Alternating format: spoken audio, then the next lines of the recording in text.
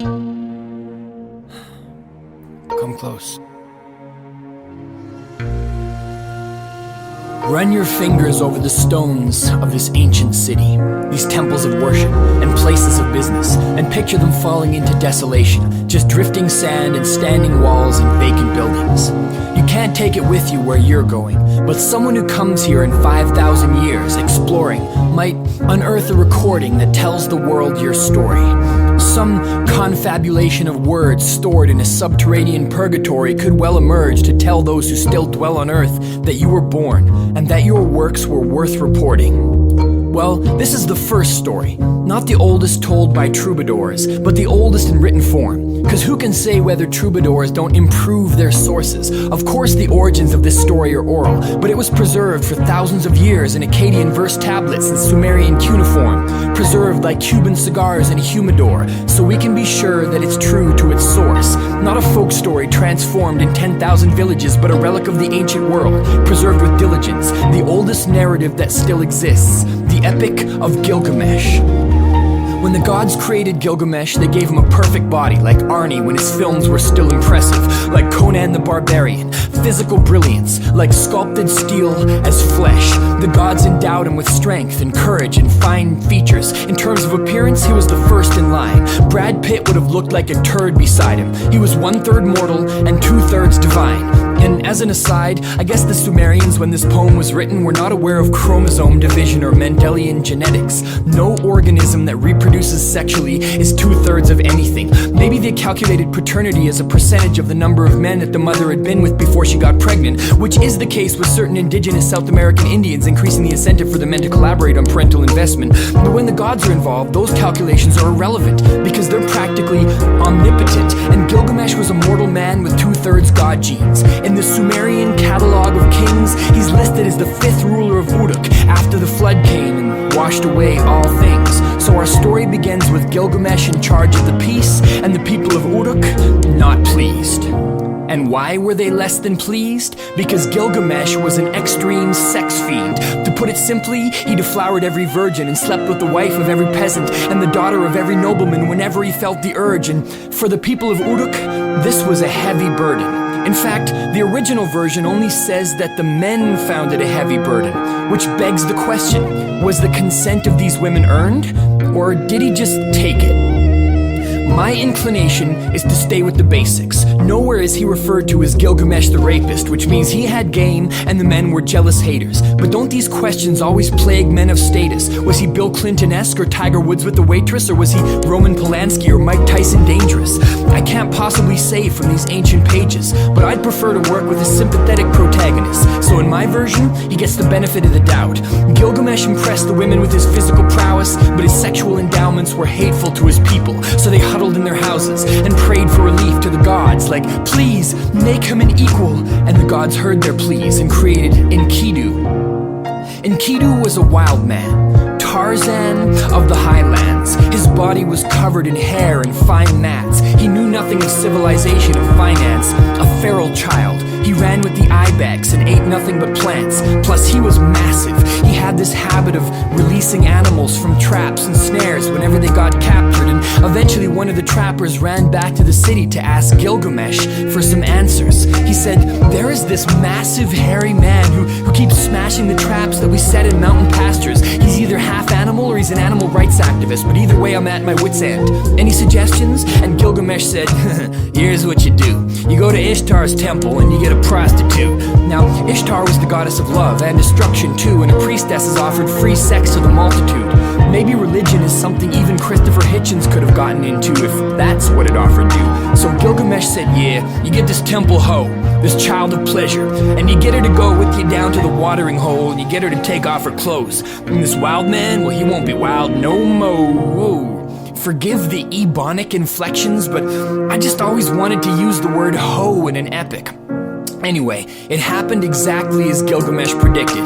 Enkidu came down to the lake to take a drink, and he saw this beautiful, soft, naked being, this succulent, supple lady, and she embraced him and swing. For 6 days and 7 nights, they lay by the lakeside insatiably shagging, and it was his first time. But after, when he tried to go back to his animal friends, they just looked at him and fled. Innocence lost. Enkidu's intimate frolics with the temple harlot had cost him his connection with nature. Never again would his animal friends accept him as one of them. And from that day forward, he was civilized. The prostitute fed him bread and wine and said, "Enkidu, you are wise. Why sleep in the wild when there's shelter nearby?" And she took his hand, and she led him like a child to the shepherd's tent, and bade him step inside, and she clothed and bathed him. And he stayed with the shepherds for a stretch of time and protected them from lions. Enkidu stayed with the shepherds for a while, but soon word arrived from the city that there was a wedding and Gilgamesh was claiming his birthright, the privilege of first night. That is, the right to be the first to fertilize the bride on her wedding night, just like the English did to the Scottish before 1305 when William Wallace kicked their asses, which served them right. Well, the Sumerian groom was also quite perturbed by this incursion into his personal life, and when Enkidu heard about this, he turned white with anger and traveled to Uruk, determined to fight. The bridal bed was made, a virgin lay within it, a trembling, nervous babe, as Gilgamesh approached the house, determined to get laid. But Enkidu stepped in front of him and blocked his way.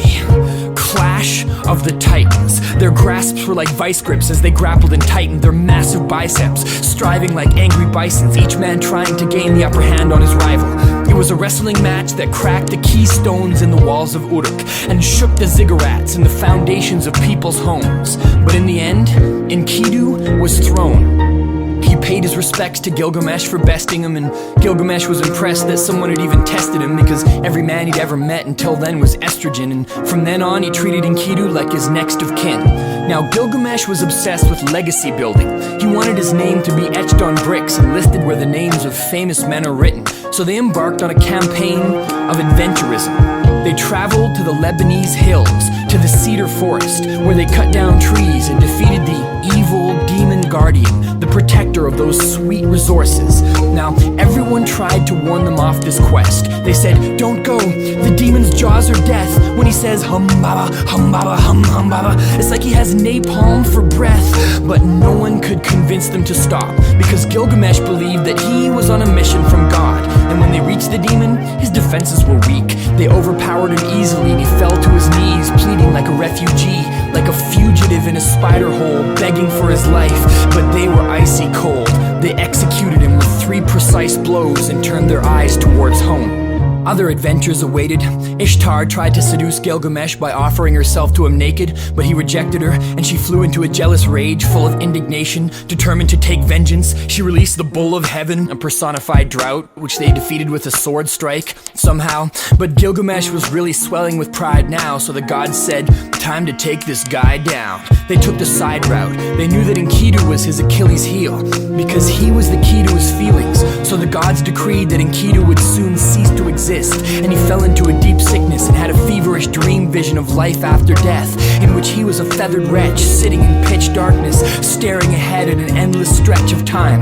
And he cursed everyone he'd ever met since he left the wilderness, the prostitute, the trapper, everyone except for Gilgamesh, who stood by his side, singing a death lament until Enkidu's final breath was spent.